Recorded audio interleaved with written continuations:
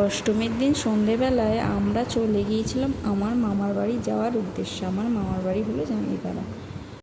মামার বাড়ি পৌঁছে গিয়ে আমরা সোজা চলে গেলাম আমাদের মা মহামায়া ভাঙা দালানের মায়ের প্রতিমা দর্শন করতে। আমার বোন, আমি, আমার বর আর আমার দাদু, আমরা 4 জন মিলেই চলে গিয়েছিলাম মায়ের দর্শন করতে। এইটা আমাদের ভাঙা দালান মন্দিরের পুরো এরিয়াটা খুব সুন্দর করে লাইট দিয়ে সাজিয়ে করে সেখান থেকে আমাদের হয়ে যাওয়ার পর আমরা সোজা চলে গেলাম আমার বাড়ি, আমার মা বাবার সঙ্গে দেখা করতে। বাড়ি থেকে বেরিয়ে আমরা চলে গিয়েছিলাম রহিমপুরে। রহিমপুরের প্যান্ডেলটা খুব সুন্দর করেছে, লাইট দিয়ে ভালো করে সাজিয়েছে, প্যান্ডেলটাও ভালো করেছে। তারপরে সেখানে সামনে একটা সুন্দর শিবলিঙ্গ ছিল।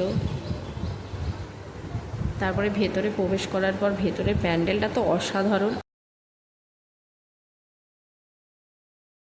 ভেতরে এত সুন্দর করে সাজিয়েছে, খুব সুন্দর লাগছিল। তার সাথে লাল লাইটগুলো জ্বলছিল, খুবই ভালো লাগছিল।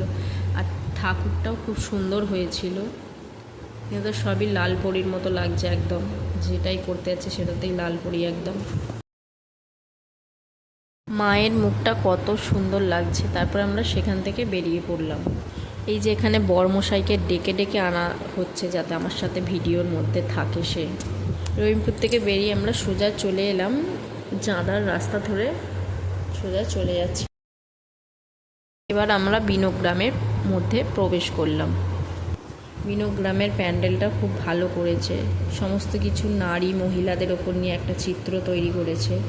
এতটাই ভিড় হচ্ছিল, ঠাকুরটাও ভালো করেছিল, খুবই ভিড় ছিল বলে সেই জন্য আমরা ভেতরে যাইনি, দূর থেকেই ঠাকুরটা ভিডিও একটু করেছি ঠাকুরটার। আমি বাচ্চা, তাই আমার মন ভোলানোর জন্য আমার বরমশাই আমাকে একটা আইসক্রিম কিনে দিয়েছে।